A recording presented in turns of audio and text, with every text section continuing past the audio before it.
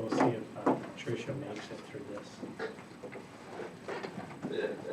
The pool's just not cooperating No. chemically, yeah. Well, she said that She's the last few days. John. Yeah, that's fine.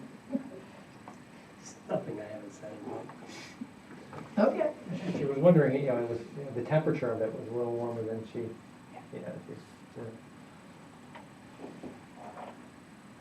All right, that clock's at 6:30, so I'm gonna get started.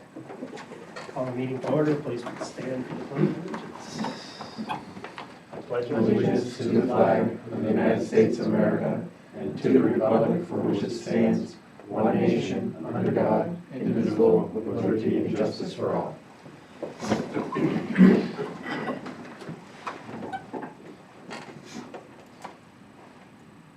Okay, next item is the consent agenda. Approved items below, which are included in the consent agenda, include 6A meeting minutes from the August 20th meeting.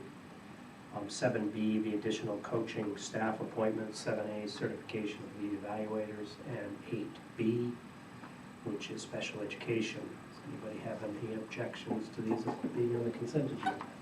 No. If not, may I have a motion, please? Yes. Everybody. We'll start on our right. Jeff, second, please. we don't count. Yes. Thank you, Dan. Any discussion? If not, please vote.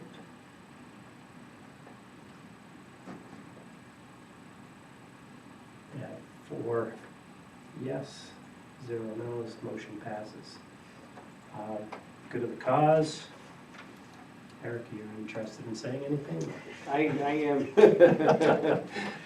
I'm You're your own here. different part. You're scheduled for number 4. Okay. Sorry. In addition to, Trying to throw you. I'll keep quiet until my turn, but thank Just you. wondering if you would like to speak for the good of the cause. Otherwise, we'll move on to the reports of the board. Number 1 is Superintendent's Report. Okay, so I'd like to talk with you tonight about our opening of school, the beginning of the school year, and I guess I'd like to start with some sad news. Sad news, Bill McConvey, who passed away last Thursday. As some of you know, Bill is important to our district in a couple of different ways. One is he's the husband to Patty McConvey and the father to Emily McConvey, both employees at the district. But Bill also served Lake Placid Central School District for many years as our representative to the BOCES board. So he represented our district just as Rick does now. So Rick followed Bill in this position. So let me just read to you from his obituary. There's a quote. "One of Bill's favorite commitments was being a board member on the Board of Cooperative Education Services, BOCES School Board. While serving on the board, he advocated for growth in vocational programs for students at the Adirondack Educational Center, including New Visions programs for students interested in the medical field." Unquote. Bill was a loving dad, and he's survived by his 8 children and many grandchildren. So that's the sad news. On a happier note, today we celebrated our opening day for staff. We welcome back teachers, teaching assistants, and all of our support staff with breakfast over here in the middle and high school cafeteria. And some of those highlights was the board presence. So Rick and Jeff represented the board at today's ceremony. Thank you so much for being there. Rick also spoke some very kind words welcoming back our staff on behalf of the board. So thanks for doing that, Rick. We had a keynote from Linda Guerin, who is from the Adirondack Medical Center's fitness facility, and Kari Lansing, who also works at the Adirondack Medical Center, and their keynote was emphasizing the importance of wellness. So that caught a lot of attention as well amongst our faculty and staff. All of this was followed by a number of events, kindergarten open house at noon, new student tours at 4:30. We had a number of new families who came, and fifth graders led them on tours of the building.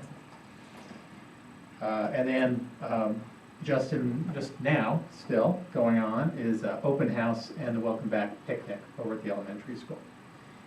Tomorrow, there's another superintendent's conference day, which means another day when all staff and faculty are here before students arrive. Highlight of the day starts with a team building exercise for the faculty. They'll be participating in a ropes course over at the Adirondack experience. Yeah. Thursday, of course, in 2 days, that's the big day, and students return to school. So I know I've shared this with you the last couple of meetings, but our middle and high school starts at 7:35 on Thursday morning, and they'll begin with an all-school assembly. And our elementary school students will start in their classrooms at the usual time, 8:25, meeting their teachers, and then they'll have an all-school assembly at 10 a.m. So that's the next couple of days, big days for the school district. And then, of course, once we get going, everything gets busy, right? So here are some of the activities scheduled for the next couple of weeks. So the sports season kicks into gear. So tonight's the first boys soccer game, that's at Saranac Central. And the first home game for the boys soccer teams will be Thursday. The girls soccer team begins its season on Friday at Chazy. The first cross-country meet will be next Tuesday, September 10th, and the first volleyball match will be on Thursday, September 12th at Osable Valley. So best of luck to all of our student athletes and their coaches. Welcome to the fall sports season, always an enjoyable time of the year. We also know, if you drove by the front of the building, that Ironman 70.3 is almost here, which means that this weekend our middle and high school grounds will be crowded with thousands of competitors and fans. Bless you. Now, this event went very well last year for us, as well as for them, I believe. It was only minimally disruptive to the start of the school year, so we're crossing our fingers and hoping for a repeat of that aspect of this event. So that's this weekend, and then next weekend, Relay for Life takes over the Oval. And we do have a series of big events that are going on throughout the fall on the school grounds. Makes it a little complicated sometimes to do a capital project, right, Eric? But Makes it interesting. Good word. Monday night at Lake Placid Middle and High School. It's going to be a busy night as we open our doors for open house. So that starts at 6 p.m. on Monday, so that would be the equivalent of what the elementary school has been doing this evening. And then finally, on Monday the 16th, parents of 8th grade students are invited to a planning meeting for the Washington, D.C. trip. So this year's trip is scheduled for October 20th to the 23rd. It's going to be the 4th trip in a row for our 8th graders. Again, one of the highlights of the school year. So all of that's coming together just in the next few days and few weeks. And those are some highlights for you. So that's everything I have. If you have any questions, feel free to ask, or any comments, feel free to make. Thanks. Thank you. Thank you. Next, under reports, is information for the board. There's a paragraph under the executive content, as well as a PDF. Does anybody have any questions, comments, discussion on this?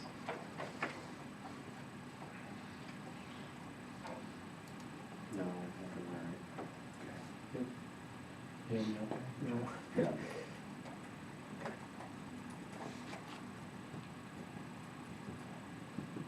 Later on in the, there is a potential for an executive session if we'd like to discuss staffing personnel. So I'd like to propose that we do that just briefly, if everyone's up for that. 3C, linking goals with agendas items, brand new goals, so a little I'm not in the groove anyways. Yeah, Jen, do you want to start? Or you good, or- Sure. Capital project, update and change order, both under finance. The discussion of the fund balance, also under finance. Great, and I also added under 4A, students first and foremost. The consent agenda 1C, I think that the whole consent agenda would be students first and foremost.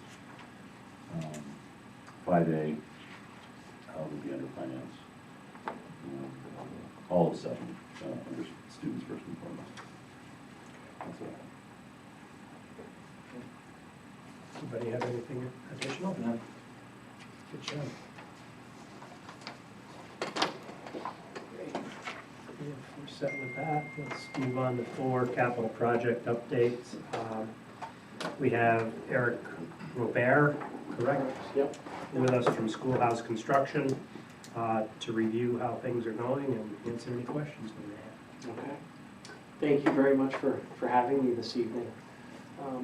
I'll provide a little overview of what we've been through this summer with some of the abatement activities and so forth, and then the steps we're going to be taking as soon as next week with starting the initial major activities on the capital project.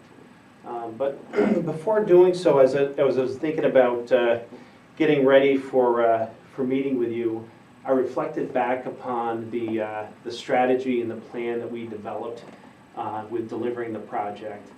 And so, and I know most of you are up to speed on it, but this last spring, when we first initially started working with the district, I barged in Dana and Roger's office, and we had this wild pitch that we were going to defer the start of the project.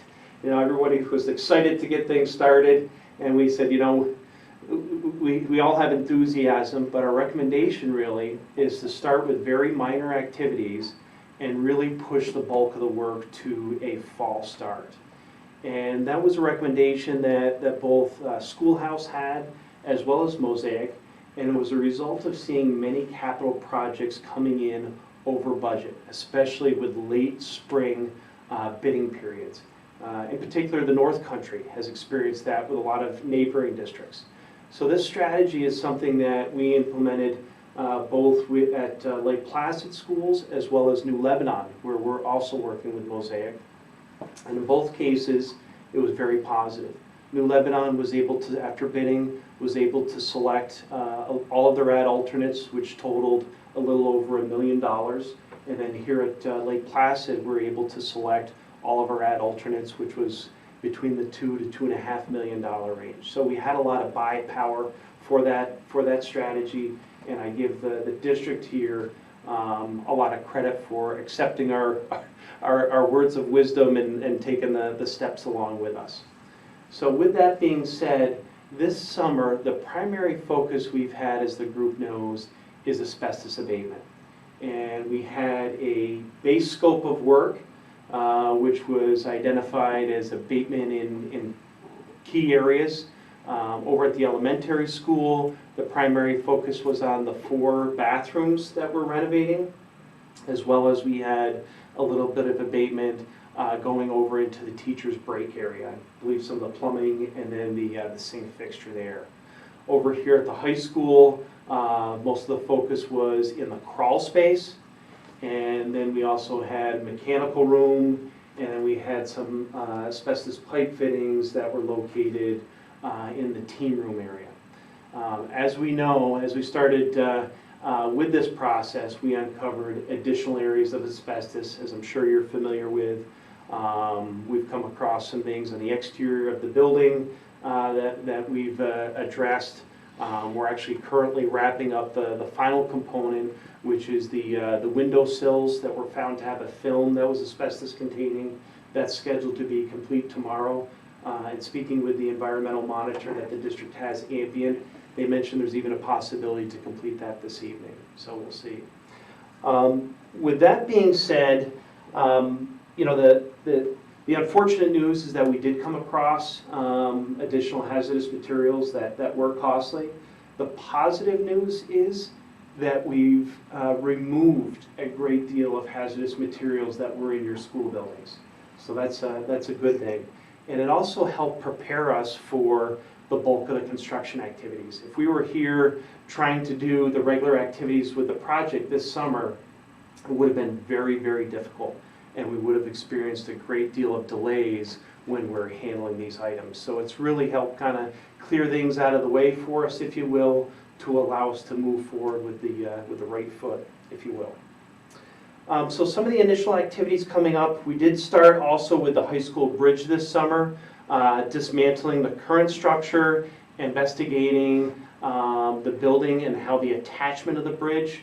And we discovered that where we thought there was structural steel is actually masonry, and the engineers had to come up with a different type of connection there and kind of re-engineer the bridge, if you will. So earlier today we did have a meeting with the contractors, and the latest on the bridge is we're anticipating the delivery of structural steel for the 16th of this month. In the meantime, the contractors have been able to construct the new piers that are supporting the columns for that bridge. We also have the site contractor, Luck Brothers, coming next week to do some of their scope of work that is located underneath the bridge. While it's more accessible, they'd like to get that done. And then we're waiting at this point for an update from the general contractor as to the overall schedule, completing the bridge, getting it enclosed and so forth with finishes. The elementary school loading dock, we're also going to be starting next week, which mostly entails of structural repairs. So initially the contractor will go over there, they'll install structural shoring on the canopy itself and take the load of the canopy off of that dock, if you will. And then the front of the dock calls for a number of upgrades and enhancements there structurally, as well as where the various columns come down and are supported. There's been deterioration in the concrete there that requires repair as well. The bathrooms will be starting at the elementary school as well. 4 bathrooms that are stacked on the lower level and then 2 directly up above. We're preparing for tree removal here at the high school. I'm bouncing back and forth at sites a little bit. The tree removal is really one of the initial activities for the site work that takes place over on the far side of the building, if you will. So the thoughts are is to get the trees out of the way this season and have that opened and more ready to go in the spring. We're also looking to achieve some of the electrical upgrades that take place with a service feed on that end of the building.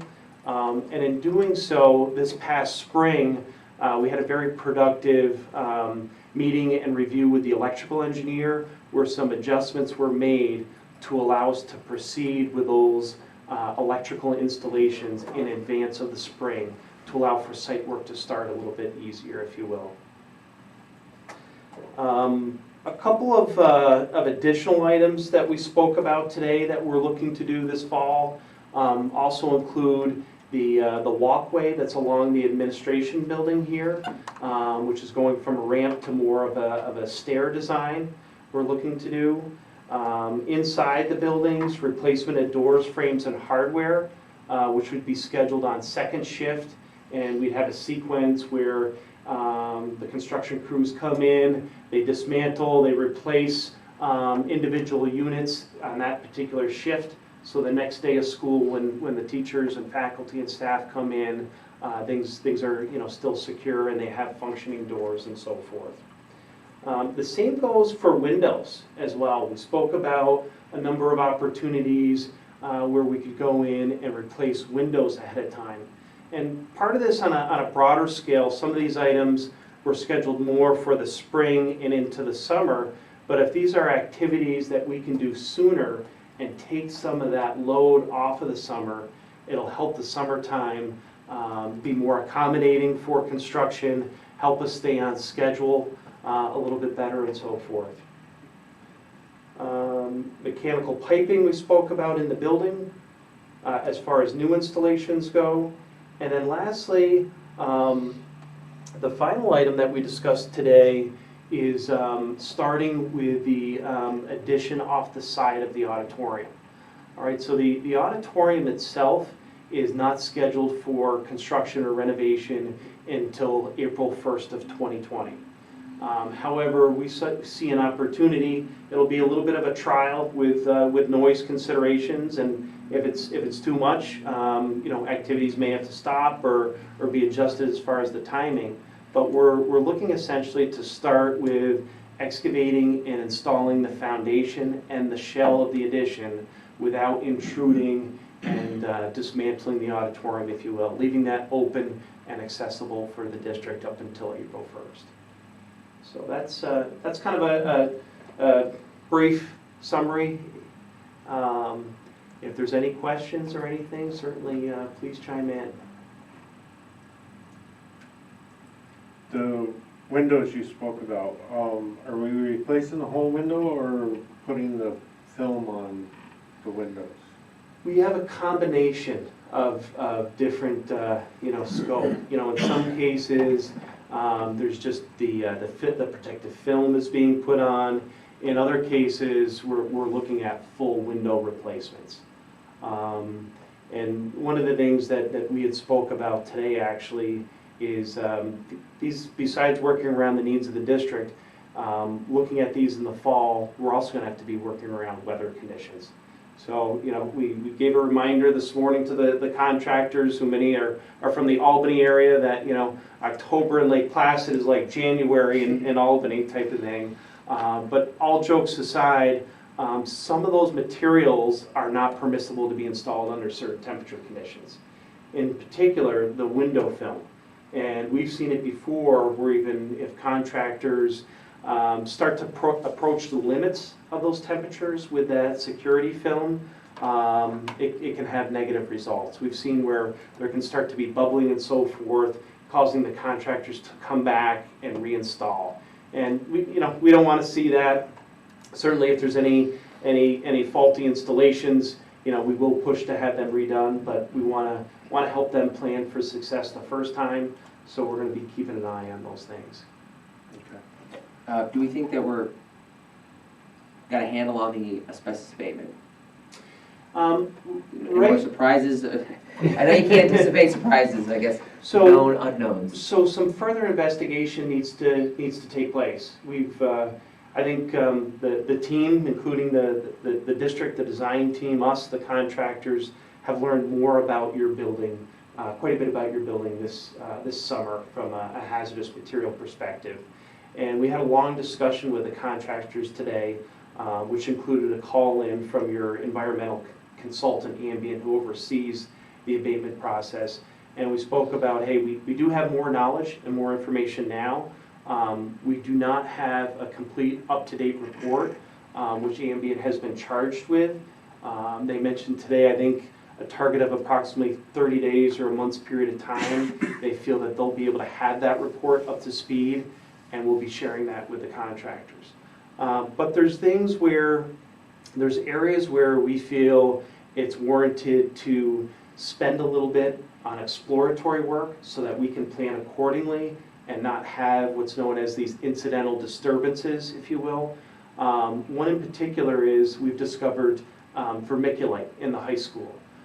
It's believed to be concentrated around your auditorium, which was a common use in inside walls for acoustical purposes around band rooms and auditoriums. So when we think about the addition on the side of the auditorium and tying into the building, we want to know what's in those wall cavities before we start those operations.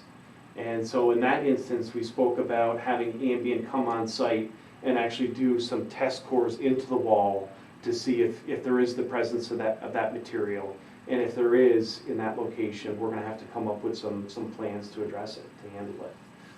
In other instances, say like the bathroom renovation, yes, there was cases where in the base scope it was identified where the design team was aware of asbestos.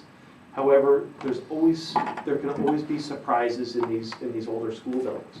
So what we discussed is when the contractor is looking to proceed with demolition activities, not just to go crazy with a sledgehammer and start crashing down walls and so on, but to open up some select areas carefully, to visualize what's inside those wall cavities before proceeding. And if there are any suspect materials, to get ambient here, again, the environmental engineer, have them take tests if need be, or have them do visual inspections before we're proceeding with work activities. So, Okay, Eric, with, with school starting on Thursday, what's the current plan for entry/exit points for the students? I know we don't have the bridge. Today, the entrance out here was closed off. I'm assuming that will be open. Yes, that will be open. The abatement activities on the windowsills were kind of triggered in that area, and we were able to expedite that work. So that's going to be out of the way. We haven't been involved in a side project as much with the front masonry work. I know some of that scope still remains.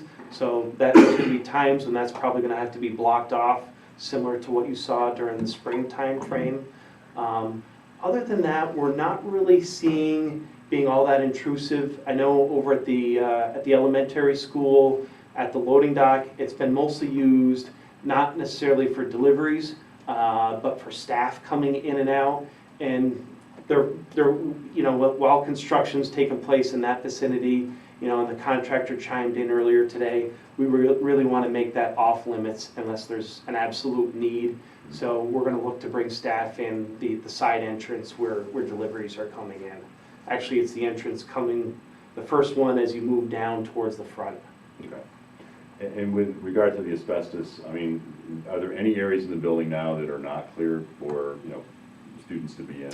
So the only area that I can think of is classroom 113 that is in the high school. So that is a room where the floor, the district had started a removal process with the existing finished floor, and it was discovered to be ACM underneath. And so an abatement went on in that classroom. During that process, there's a mechanical abrasive machine, if you will, that kind of scarifies and takes off that ACM material. And during that process, there was a couple of holes that actually formed in the floor, leading down to the crawl space beneath.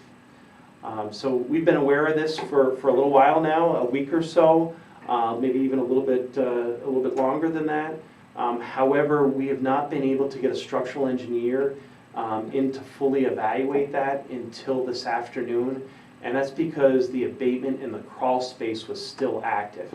And we were able to communicate through the abatement contractor as well as the monitor what the structural members look like down there as far as bar joist size and beam size and thickness of existing concrete and so on. But the engineer really wanted to get his eyes on it to come up with a fix. So they were able to clear that space again a little bit earlier today. The engineer went in there, and we hope to have direction from them in the near future to get that patched and repaired and make that safe again for the students. Okay, so that classroom is offline right now? Is that That's the only classroom that is offline right now, yes. Thank you. Yep. Also, the faculty bathrooms are also offline. Those are the bathrooms that Eric was talking about. We do have more faculty bathrooms, so the faculty will have options, but yeah, right now, until those are replaced, they're also out of order. So we just, do we lock them up or? Yep, that's exactly what we do, so. Like a chain and padlocks kind of thing? Norm? Yeah, The asbestos sign probably is enough.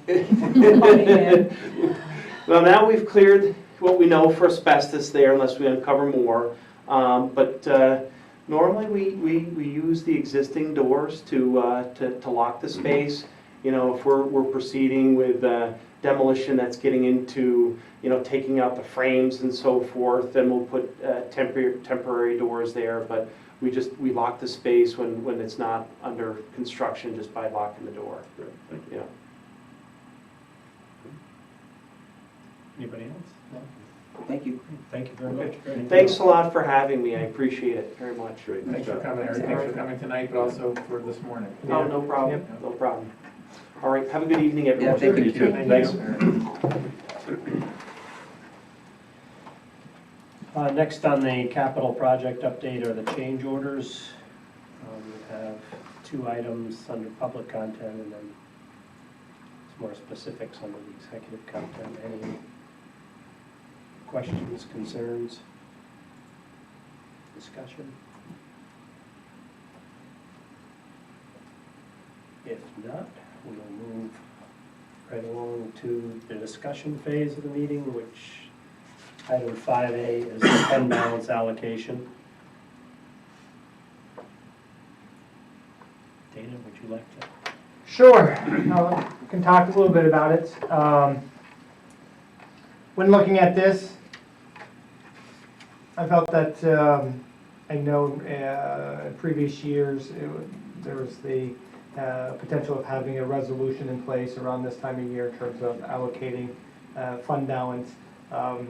I didn't feel comfortable with the numbers as of yet because we haven't heard back from our auditors. And I know I sat here a while ago talking about unaudited fund balance versus now an audited fund balance, and not having any concrete direction from our auditors in terms of that our books are in order from last year.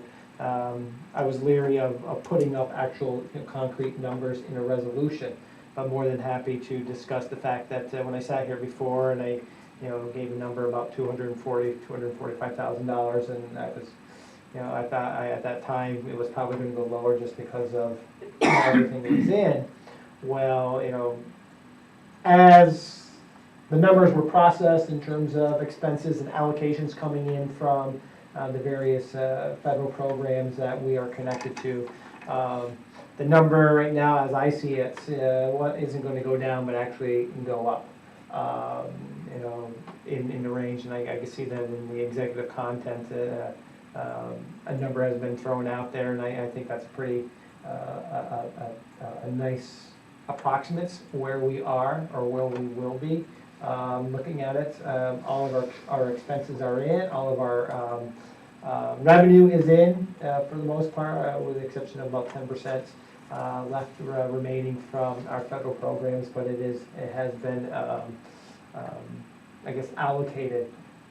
We should be sitting in a position similar to last year and a couple of years ago, to the degree where it is quite possible that one of the options that I will be advocating for is taking money that our third and final payment for the capital project for BOCES of $516,000 or so. I think we should have enough to actually allocate money, if you guys decide that way, to pay that third payment, to avoid taking a drop in our fund balance below the 4%. When we sat here a year ago and then looked at it, and Leonard shared with you basically the timeline of paying for the capital project, we purposely kept a fund balance of about 10.5%, knowing that after we go through the BOCES project that it was going to dip close to that 3%, in hopes that in future budgets we would be able to bring that fund balance back up. But looking at it right now, it does appear that we should have enough allocated in terms of fund balance to cover that third payment and maintain at least a 4% fund balance, with some leftover to possibly put into EBLAR or the newly created TRS that we can do reserve account for our retirement system. But EBLAR, I know we've allocated money there too. We've just had 12 retirees leave, and that did take away a couple $100,000 from the EBLAR accounts. So that is also an option in terms of putting some money back in there, because we're looking at our potential retirees over the next few years, and we could see double-digit numbers over the next couple of years as well. So go back to the not quite 100% confident of giving you guys an exact amount, but I'm fairly confident that that amount will allow us to pay for the last payment of our capital project for BOCES, maintain our at least 4% fund balance, and have some additional money to go elsewhere, either staying in the unreserved fund balance or into specific reserve accounts. That's great. Nice problem to have. Yeah, man. Absolutely. Being fiscally prudent in terms of people spending money. Absolutely, wonderful, thank you. Questions for Dean, or? Okay, great. Move right along to the minutes for the board reading, I'm sorry, the last board meeting, which is on consent personnel matters. 7A is a teaching staff appointment. The recommended action is upon the recommendation of the superintendent, appoint Kelsey Moore, initial certification pending, in students with disabilities grades 7 through 12, generalist, to the position of special education teacher in the middle high school, replacing Mariana Politis Teresa for a 4-year term tentatively scheduled to conclude on August 31st, 2023, contingent upon her completion of the probationary term, having received composite or overall APPR ratings of either effective or highly effective at least 3 of the 4 preceding years, and a rating higher than ineffective at the conclusion of the 2019-20 school year. For the 2019-2020 school year, the salary will be $48,329, step 1 with masters plus 52 of the LPEA negotiated agreement July 1st, 2017 through June 30th, 2020. May I have a motion, please? Yes. Thank you, Colleen. A second? Yes. Discussion? Comments? So the 52 means that's the number of credits she has beyond her bachelor's degree? Beyond the Oh, bachelor's degree, okay. yes. So it includes all of her master's credits plus any others that may exist. I see. Yep. The vote is 5-4-0 against, the motion passes. 7B is the consent, which is the coaching staff appointment. 7C is teaching assistant appointment. Upon recommendation, the superintendent appoint Matthew Searing, certification pending on the position of long-term full-time teaching assistant, replacing Amy Cheney Seymour. This is not a tenure track position. Salary for the 2019-20 school year is step 1, level 3, $26,200 of the LPEA negotiated agreement. May I have a motion, please? Yes. It's a tie. Jeff, we'll give you the first. Liam, you want a second? Sure. Okay. Any questions? Very good. 5-4-0 against, the motion passes. 7D is CSEA appointment. Upon recommendation of the superintendent, approve the appointment of Richard Harris as a 10-month, 25 hours per week bus driver for a 1-year probationary appointment beginning September 2nd, 2019, ending September 1st, 2020. Salary will be step 5, $18.61 per hour. May I have a motion, please? Yes. Thank you, Dan. Second? Yes. Thank you, Colleen. Discussion on this appointment?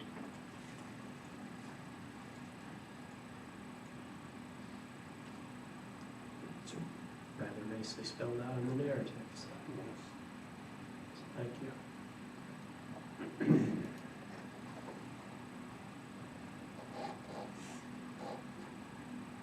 How you doing, Jeff? Well, it's not taking the vote. I vote yes. Okay. 5-4-0 against, the motion passes.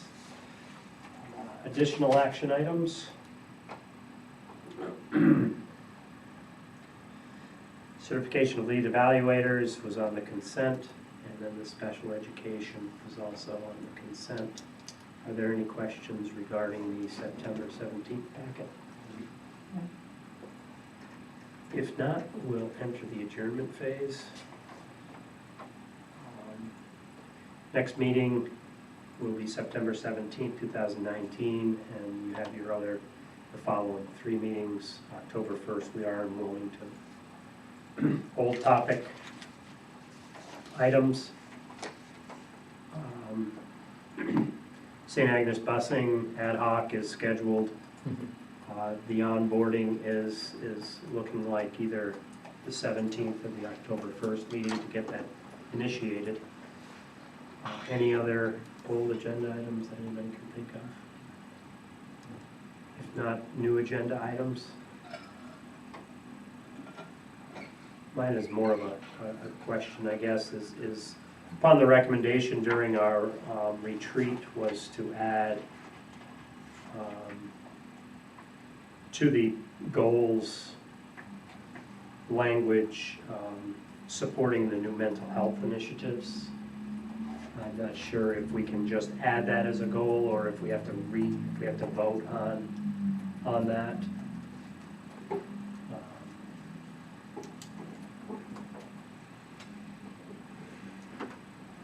I don't have Robert's rules with me, so.